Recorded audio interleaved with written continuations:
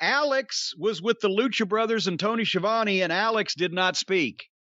Andre Olio and his assistant came in, and they didn't have subtitles.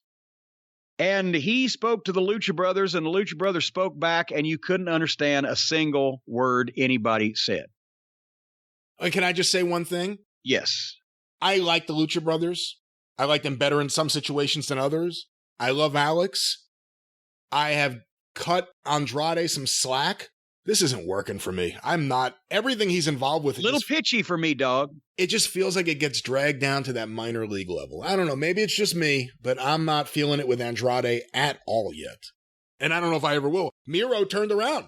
Miro sucked the first several months. And then that has been an amazing rejuvenation, hasn't it? It has. Because he was probably I won't say he was the worst wrestler because he's not the worst wrestler, but he was probably the worst waste of any kind of talent by making him the friend of Pip Sabian and the best man at the wedding and the video game nerd and etc. And I wrote him off for good because that was so bad. But now if they're picking up new fans that didn't see that shit, he's got him a little second lease on life. But anyway, Matt Sydal and Dante's Inferno are a regular tag team now, or Dante Martin, right? Martin. Against Cody and Shoddy. Cody as tag team partners with Shoddy, with Brandy and Arn in the corner, against Matt Sydal and Dante, and all of them are baby faces, so why would they book this match? They're not all baby faces. Matt Sydal and Dante Martin are baby faces. Yeah. Shoddy Lee's a baby face. That's Arn's right. a baby. Cody is nominally a baby face. No. Everybody hates Brandy. I think Cody's a heel. Well, Cody's a heel in the way that they boo him, but all right. Anyway, after the preposterously overblown entrance, I wrote, why is Brandy there and why is she in costume when she's not wrestling? She got dressed in wrestling tights to come out and stand in the corner and be on TV. I fast forwarded the match because I didn't care and I was in a large group there. But basically, Lee Johnson won it for the team because Cody didn't have his shit together. And that's where the good part of this came up. And the match wasn't insulting or anything. It wasn't that interesting. But Tony Schiavone gets in the ring with Arn and Cody and Lee, and people are booing the shit out of Cody until he called Malachi Black out. And then they cheered for that. They wanted to see him get shit kicked out of him again by Malachi Black. But Arn shuts him up. And for once, Arn fired up. And remember, I've said the only couple of times he's done any kind of a promo, they gave him some shit that obviously he was trying to make sense of it himself, and it didn't come off like an Arn Anderson promo. But here he just said, he basically told Cody he didn't have the killer instinct. And he made himself multiple memes on the internet when he said, the difference is between me and you, Cody, if somebody at the gas station pulls a gun on you or tries to take your car, you just say, here, go ahead. Whereas I'd pull out my Glock and spray their brains all over the concrete. So now he's on Twitter. He was Armed Anderson. He was Arn says, Glock 45 says, I just whipped your ass. I mean, everything. But Arn took old Shoddy Lee and walked off and left Cody standing there. It was a good promo because finally Arn had something to talk about.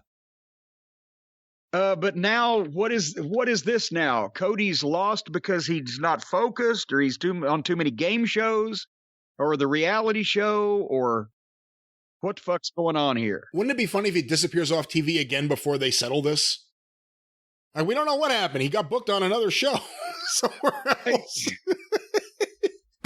I don't know. I mean, everyone liked the promo. I thought it was a bit ridiculous going to the gun thing, but I understand why everyone liked it. I did see the one clip that people were sending around of Cody mouthing the words that aren't saying. I saw that too on Twitter. And how would you do that? If you knew what he was going to say. But I guarantee you that Arn Anderson, they may have handed him something written down. He didn't memorize it word for word. He's doing the promo. Either that or maybe Arn's the only one of us whose memory gets better when he gets older. But I don't know. I mean, maybe they'll start cheering Cody as soon as he starts healing. They just want to boo him when he's a babyface. I don't know. Or maybe they want to boo him as long as he has that rotten reality show. If he went all the way right now as a heel, I think it would be great. I think the fans are ready for it. And I think if he uses some of his actual animosity and anger in it, it could be really good. I always thought Dusty would have been great as a heel in '89. I thought the people may have been ready for it. It would have been great. I think Cody should go heel and go all the way heel. I think Brandy's already there. Come to your wife, Cody. Just go to your wife. And I think he should embrace it. And you know what? That could be the one thing that makes him stand out more than anyone else there right now, is he could be an over-the-top heel because everyone believes it. But we'll see what happens. Oh, anyway, all right, next. I know why they did this, but Jesus Christ on a cracker. Moxley and Kingston and Darby Allin and Sting, they've all got to come through the crowd because that's Moxley's goofy entrance. So now all of them have to come through the crowd. And they have a 6-man with job guys, Anthony Green and Bear Country, with Sting in the corner and Moxley, Kingston, and Allin. And I know why they did. It's a way to get 4 of their babyface names on the show, but Jesus, Pete. They can't even, Moxley, he's the one to blame here. He can't even have a match with job guys and have a match.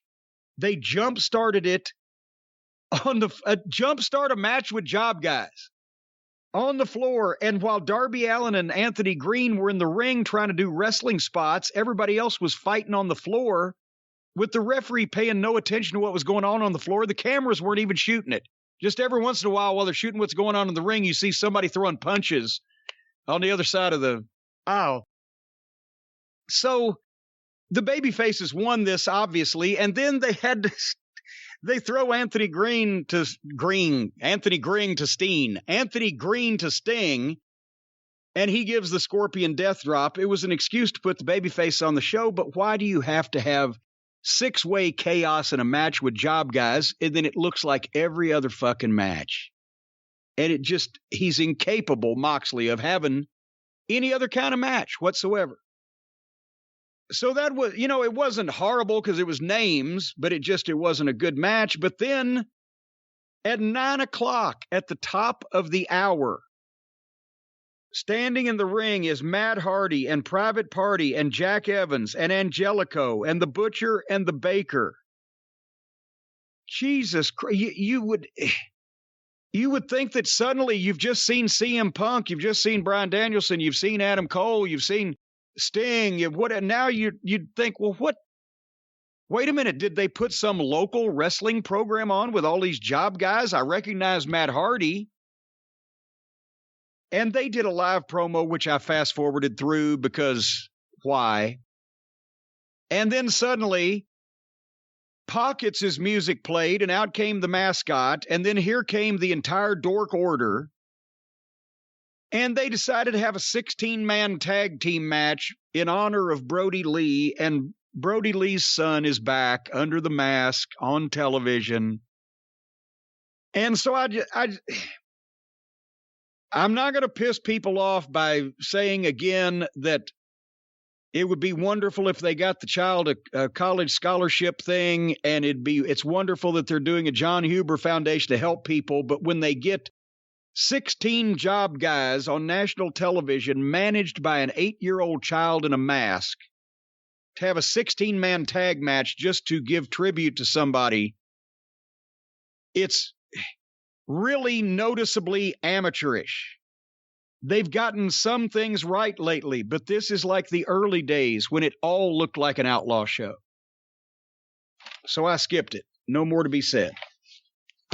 Do you care to comment, or do you want to get in trouble? I'll just say I obviously didn't care much for any of this because the Dark Order and the Hardy family are both channel changers to me. I don't have a problem with using Brody Lee Jr. here because it's Rochester and it's centered around his dad.